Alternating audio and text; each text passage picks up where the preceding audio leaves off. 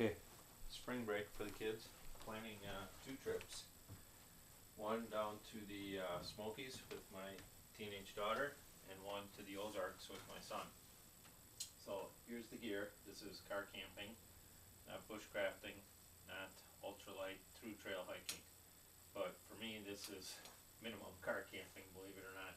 I've taken a lot more on trips. So here's the 18-gallon food box kitchen. So in there I have a single burner propane and utensils and things like that. This is the Sea to Summit 4-liter pack it's called, and it's a water container, mylar wineskin type bladder in there, so that can get hung on a tree. And then it's got a little spigot there. There's a food bag with some rope in case I have to hang it for a bear bag, but most places down there have bear boxes that you put your food in. 3.5 gallons of water, so this will pretty much stay in the car. This will be tied up to a tree. Cooler there for some milk and meat and steaks. 2 packs here. The 82-liter Big Bear has my clothes and sleeping bag and extra gear in it, mosquito netting, stuff like that. And then the Big Bear 78, which is for my daughter, and has a sleeping bag in there, and put her clothes in there. A lot of guys are going to laugh, but it's supposed to range in both places from the 30s at night to 70s during the day. So at night, you're taking a teenage girl. I'm going to be taking a propane tent heater, and what I plan on doing is making an alcove essentially out of the U.S. Army shelter half and putting a propane heater in there, and then I'll put that kind of away, little bit away from our REI tent. So I'm not going to be, before everybody gets all up in arms, this is an automatic shut off. It has a tip device. It has a low oxygen sensor, so it'll shut off. So it's somewhat safe to use indoors. It's not going to be in the nylon tent. It will be in the canvas. We're not going to be sleeping with it on.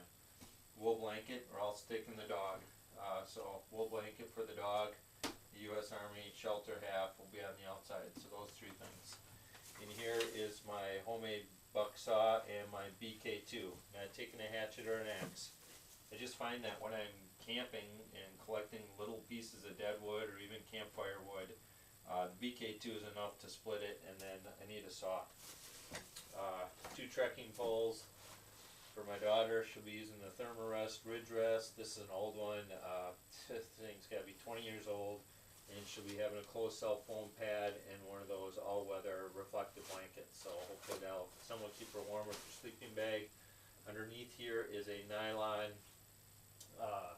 car top carrier. So most of this stuff I'll put in the back of a car. We got a mini crossover, but if we were to want to sleep in the back of the car or something like that, then I can put the stuff up on the roof.